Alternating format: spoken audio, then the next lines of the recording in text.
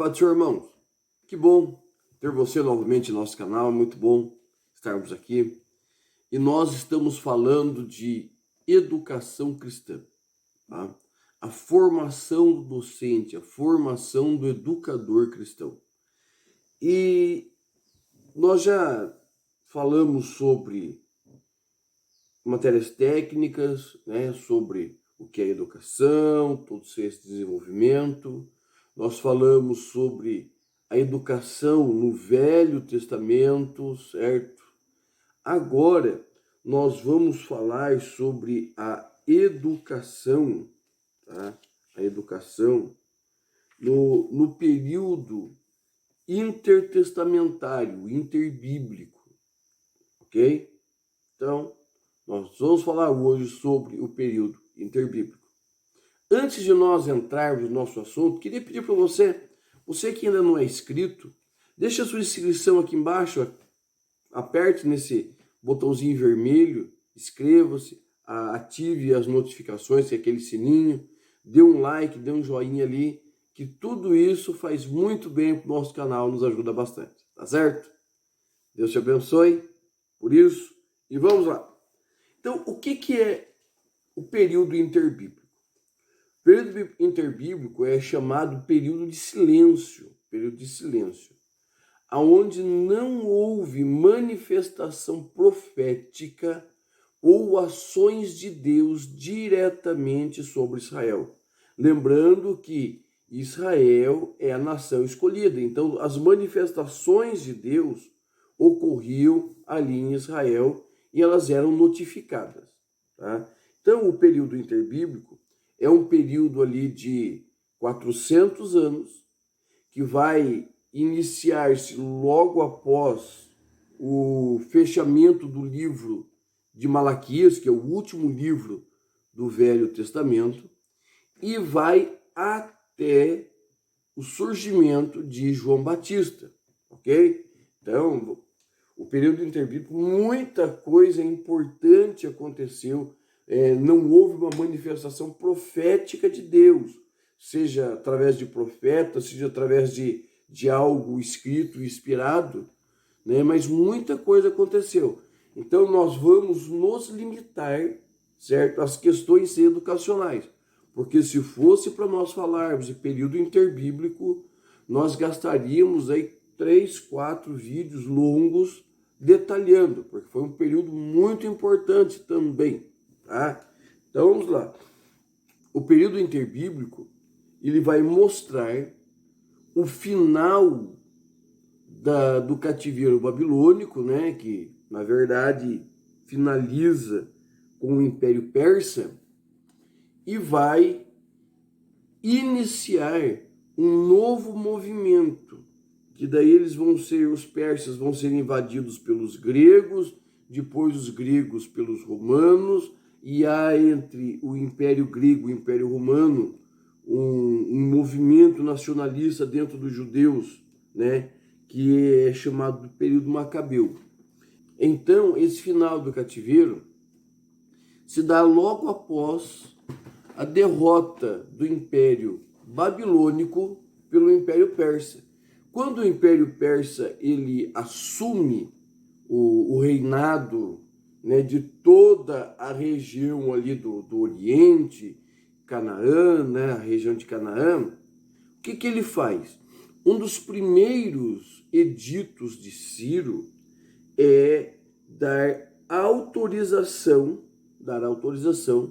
para que o povo volte para suas nações. Lembrando que os babilônicos, quando eles entravam em alguma nação, né, a primeira coisa que eles faziam, eles arrancavam o povo da onde eles estavam, espalhava por outras nações, trazia outras nações para o meio daquela terra e fazia uma grande mistura de gente, porque a ideia babilônica era desarraigar aquele povo, era tirar daquele povo as suas características nacionais, tá?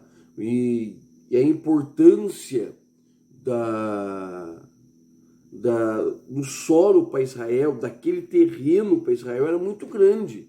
Tá? Então, quando eles são arrancados dali, existe uma grande possibilidade daquele povo se perder. Okay? Mas como nós vamos vendo, como nós já vimos na lição passada, com o surgimento das sinagogas, eles vão cada vez mais se tornando nacionalistas. Tá? Eles reconhecem que o cativeiro é consequência do seu pecado, então eles voltam a ter uma vida mais próxima com Deus. Até aí, nós já tínhamos visto na lição passada. Quando Ciro ele derrota os babilônicos, ele assume o reinado daquele grande império, então a primeira coisa que ele faz é escrever um edito, né, permitindo que o povo volte para sua nação. Nessa primeira pegada, nessa primeira organização para voltar, foram cerca de 50 mil hebreus que saíram de todas as províncias, de todo o domínio ali do Império Persa agora, e voltaram sobre a regência de Zorobabel. Tá? Sobre a regência de Zorobabel. Então eles voltam, certo? Eles voltam para a sua nação, e o que eles vão encontrar? Vá lá para o livro de Zacarias, vá lá para o livro de Ageu, tá? E você vai ver que eles vão encontrar apenas ruínas. Não existe mais templo, não existe mais cidade, e eles voltam para lá, né? A princípio, o ímpeto de reconstruir é grande, mas logo esmorece. Então vai surgir nova a figura dos profetas Zacarias e Ageu, trazendo o povo a voltar a concretizar aquilo que Deus havia projetado para eles, que era a reconstrução do templo e a reconstrução de Jerusalém. Tá? Logo após esse período, certo? Logo após esse período, né, em um período meio longo, daí, uns 57, 60 anos depois, é que nós vamos ver a chegada de Esdras. Né? Nós vamos ver a chegada de Esdras. Qual é a função de Esdras nesse período? Esdras, ele é o homem que vai reedificar a religião dentro de Israel. Tá? Por quê? Porque apesar deles estarem ali, né, voltarem, haverem terminado de edificar o templo, certo? Ali está uma das citações mais famosas que nós temos, né, do livro de Ageu: a glória da segunda casa será maior do que a primeira, exatamente falando a respeito desse templo que aos olhos humanos era inferior ao de Salomão, mas a sua grandiosidade, porque o rei entraria ali, é muito maior. Esdras vai se passar aí cerca de 12 anos depois de Esdras, vai chegar Neemias, certo? Qual é a função de Neemias? Neemias, ele vai vir como governador. Ele já tinha uma função política dentro da Pérsia, ele era copeiro, certo? Lembrando-se que copeiro era uma das pessoas mais próximas do rei, uma pessoa que tinha grande amizade, afinidade com o rei. Sabe por quê? Qual era a função principal do copeiro? Era comer e beber tudo antes do rei. Ou seja, literalmente, ele enfiava a colher no prato do rei, para ver se não tinha nenhum veneno, tá? Se aquilo aí não estava contaminado, e se ele não morresse, o rei também não morreria. Então, Neemias tinha uma proximidade muito grande. Você olha no livro de Neemias que Deus conhecia. Você olha no livro de Neemias que o rei conhecia as expressões do dia a dia de Neemias. E o dia que ele não estava bem, estava com uma cara chorosa, vem a pergunta do rei: Neemias, o que está acontecendo? E aí abre-se a porta para, né, Neemias também voltar a Israel. Então o livro de Malaquias ele fecha o Velho Testamento, tá? Trazendo para nós uma mensagem de esperança. Tá? Uma mensagem de esperança. Terminou o Velho Testamento. Ok. Então vai se iniciar um novo processo, que se inicia a partir dali o período interbíblico ou intertestamentário. Esse período vai começar ainda no período Medo-Persa, tá? Os persas estão reinando. Então, logo após os persas, nós vamos ter o Império Grego sobre o domínio e a rédea de Alexandre o Grande. E logo após, em sequência, nós vamos ter um período de independência. E após esse período de independência, né, onde nós vamos estar sob o domínio dos Macabeus, nós vamos ter o período romano. O Império Persa, na forma educacional, ele não teve grande vulto. As sinagogas já estavam andando, já havia uma mobilização. A importância do Império Medo-Persa dentro da retomada do povo em Canaã, principalmente em Jerusalém, está na questão do edito que foi assinado, dessa liberação para que eles voltassem, porque eles eram proibidos de voltar para sua terra. Nas questões educacionais, nós vamos ter ali a grande influência, e isso vai influenciar todos os impérios que vieram subsequentes. Nós vamos ter o Império Grego, tá? E parece brincadeira, mas o Império Grego ele nos influencia até hoje. Até hoje.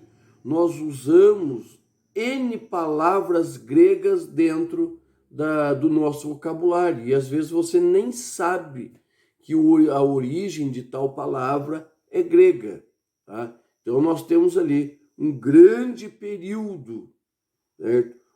Nós temos ali uma grande influência dos gregos na nossa sociedade atual. Alexandre o Grande, né, Alexandre Magno, ele é um cara espetacular.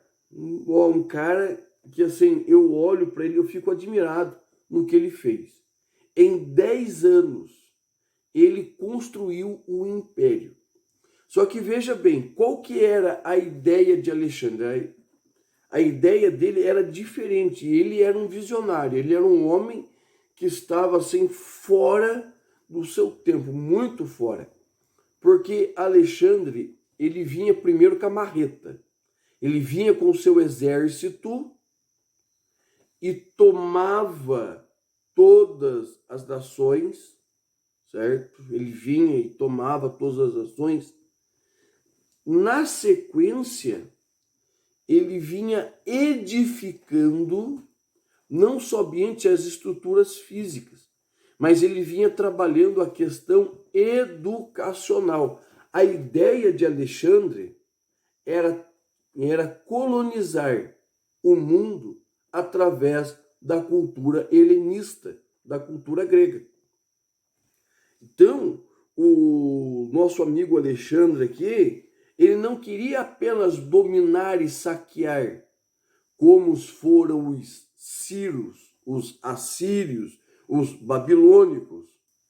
Ele queria formar um grande império, não somente conquistando o povo pela força, mas também dando a esse povo algo que eles não tinham: conhecimento, sabedoria, educação. Tá? Alexandre vinha na frente destruindo tudo. E atrás? Atrás vinha Aristóteles. Vinha toda aquela formação educacional dos gregos. né? Porque uma criança grega, ele não somente aprendia as atividades físicas, que era muito importante dentro de Israel, mas ele também, a partir dos 7 anos, ele começava a aprender gramática, tá? Ele começava a aprender lógica. A partir que ele já estivesse alfabetizado, ele começava a aprender música, a tocar a lira, né, de 7 cordas, aquela harpa, né, tipo uma harpa. Ele aprendia canto, além dos esportes, a luta, né, formas de combate, exercícios, né? Então, a ideia da educação grega era simples, certo? Cuidava da mente e cuidava do corpo. Mente sã em corpo são. Era necessário que a criança grega desenvolvesse tanto a sua parte intelectual quanto a sua parte física. Para os gregos, isso era muito importante. Então, o grego, quando eles assumiram as nações, eles trouxeram todo este conhecimento. E quando Alexandre ele conquistava, ele ia formando o que se chamava de Alexandrias. O que era uma Alexandria? Era uma cidade já de grande porte, que dentro desta cidade, a primeira coisa que se fazia era um coliseu, né? Um lugar para que houvesse esporte e as crianças e também adultos, né, se desenvolvessem nessa área, e também eram construídas bibliotecas e escolas, porque não é só o corpo, é o corpo e a mente precisam estar preparados. E o que isso foi acontecendo? A língua grega, ela foi sendo disseminada por todas as nações vizinhas de tal maneira, que quando nós chegamos no Novo Testamento, a linguagem comercial, a linguagem que se falava universalmente era o grego, de tal maneira que o Novo Testamento que nós temos, ele é todo escrito em grego e algumas frações em aramaico, mas ele é todo escrito em grego. E nós temos, tipo, o Evangelho de Lucas e o livro de Atos, que é escrito num grego extremamente culto, tá? Por causa da formação de Lucas. Então, os gregos, eles foram extremamente importantes nesse desenvolvimento cultural. Alexandre, ele trouxe ao mundo a necessidade de aprender.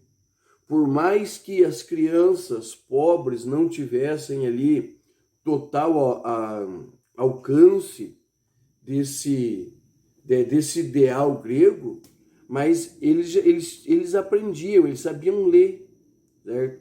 Eles foram dos primeiros a instituir a educação pública. Todos saberiam ler, todos saberiam escrever, tá? Então, Aristóteles, ele foi uma figura muito importante dentro da formação desse novo império, porque Aristóteles vai trazer, certo, ideias que até hoje são revolucionárias. Por quê? Para Aristóteles, a educação deveria partir do Estado. O Estado deveria ser obrigado a fornecer uma educação pública e de qualidade para todos cidadãos, para que toda a nação fosse culturalmente equalizada, houvesse desenvolvimento. Então, o Aristóteles, ele vai chamar a nação a pensar em caráter, virtude, é o que nós chamamos hoje de ética, que surgiu os princípios da ética, né, na cabeça dos filósofos gregos. Então, para nós, o Império Grego foi espetacular. O Império Grego foi algo maravilhoso.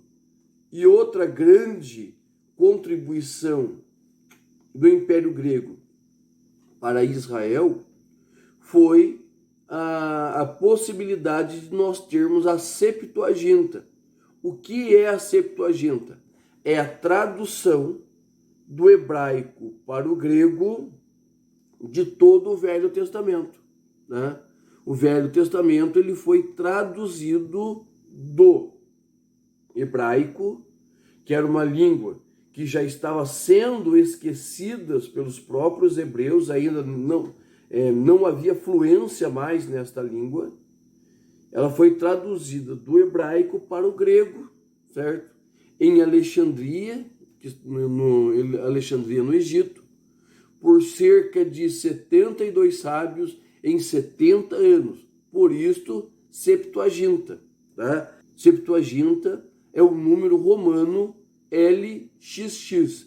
L, 50, cada um dos X representa 10. 50, 10, 10. 70, certo? Então, e por que isso é importante? Porque a maior parte do Novo Testamento ela vai ser escrita em grego, utilizando referências à Septuaginta, que era a língua que o povão conhecia, né? Que era a língua que era conhecida, né? nesse novo mundo que estava surgindo. Então, quando nós pensamos em desenvolvimento da cultura, o salto cultural, educacional do mundo foram com os gregos. Tá?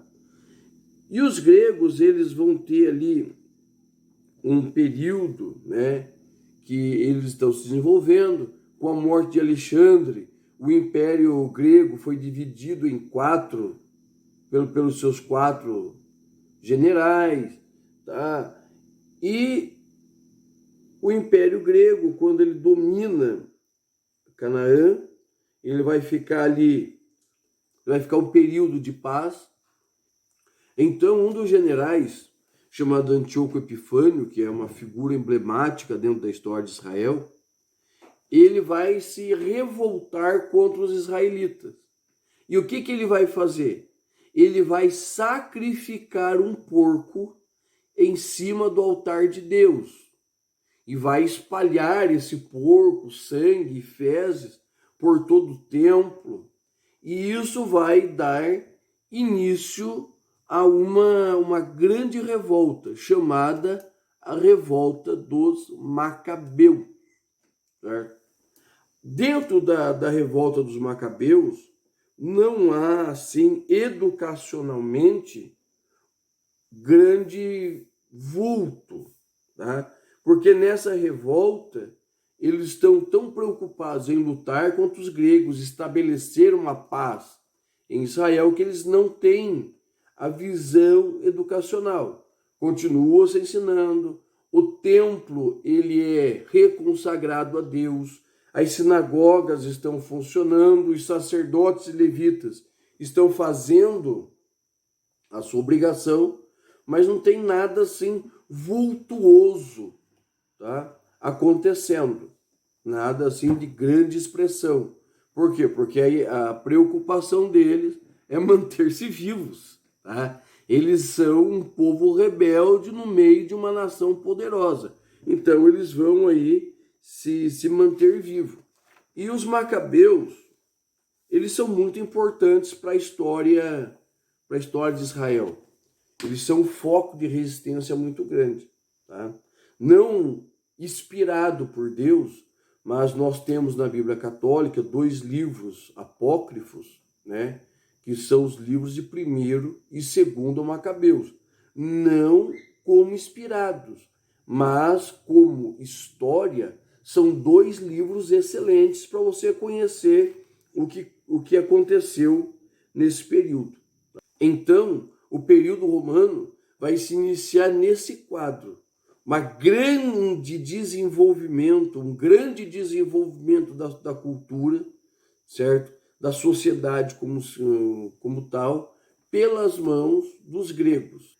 Quando os romanos eles invadem e vencem o Império Grego, eles vão chegar num ambiente onde já existe uma língua, onde já existe uma cultura, e a cultura foi muito impregnada, de tal maneira que nós vamos ver ali que dentro de Israel, certo? Muitos estavam tentando conciliar a filosofia grega com a religião hebraica, tá? Eles vão tentar fazer, então nós vamos ver aí surgimento de certos pensadores dentro de Israel, escolas de pensamento vão se firmando, tá? Por quê? Porque a influência grega dentro de Israel é muito grande. Quando vêm os romanos, tá? Eles vêm de uma visão um pouco diferente. A criança ela precisa ser educada basicamente dentro de casa. Os pais voltam a ter esse papel e princípio de agente educacional mor, tá? E também existe um incentivo, um grande incentivo, para que as crianças, para que os meninos, eles façam parte do exército, tá? O exército faz parte da vida romana, tá? As crianças a isto, e o Império Romano ele vai continuar seguindo, certo? Boa parte da ideologia grega, certo? A influência grega é tão grande, frisando de novo, tão grande, que outros impérios acabam adotando, muitas vezes, a forma de ser. Por quê? Porque é algo que deu certo. Então, o princípio do Império Romano, dentro da educação, a família ela toma proeminência como agente educacional. O pai ensinando os filhos as ideias, né, sendo transmitidas de forma oral, também o ensino da escrita, né, e com o passar do tempo, ao invés dos romanos dissiparem a influência grega, cada vez mais a influência grega é notada dentro do Império Romano, né? E eles vão sendo responsáveis pela educação de tal maneira que nós vamos chegar no período de Adriano, do imperador Adriano, né? E o que acontece? As escolas formais, quem são os professores? São gregos, tá? São gregos. E que eles vão ensinar as letras romanas também, mas eles vão ensinar o grego, tá? Eles vão trazer a influência grega. E essa influência vai sendo tão grande, tá? Que é desenvolvida os princípios gregos de ensino, gramática, lógica, oratória, tá? Então, no período interbíblico, na parte educacional que nos toca nesse período, nesse momento, nós temos que agradecer aos gregos, porque foi eles que abriram todo esse caminho, certo? Para nós termos homens como Paulo, que apesar de ter uma instrução fortemente judaica, mas ele também é versado em todas as ciências gregas. Nós temos homens como Lucas, certo? Um médico extremamente hábil nas palavras. Então, o período interbíblico ele vai trazer para nós a consolidação de uma língua, de uma cultura que possibilitou, certo? Nós termos a Bíblia Sagrada, nós termos um pensamento filosófico e nos trouxe liberdade da discussão, Então, a educação no período interbíblico, ela vai passar por 4 períodos: persa, grego, o período dos macabeus, tá? Que não é um império, mas é uma independência, né, dentro de Israel, e o Império Romano, que vai pegar todo o Novo Testamento, que nós vamos ver mais para frente. Tá certo? Deus te abençoe. Obrigado por estar conosco, a tua audiência. É sempre um prazer. Se inscreva, deixe o joinha, que é muito importante para nós. Deus te abençoe, em nome de Jesus.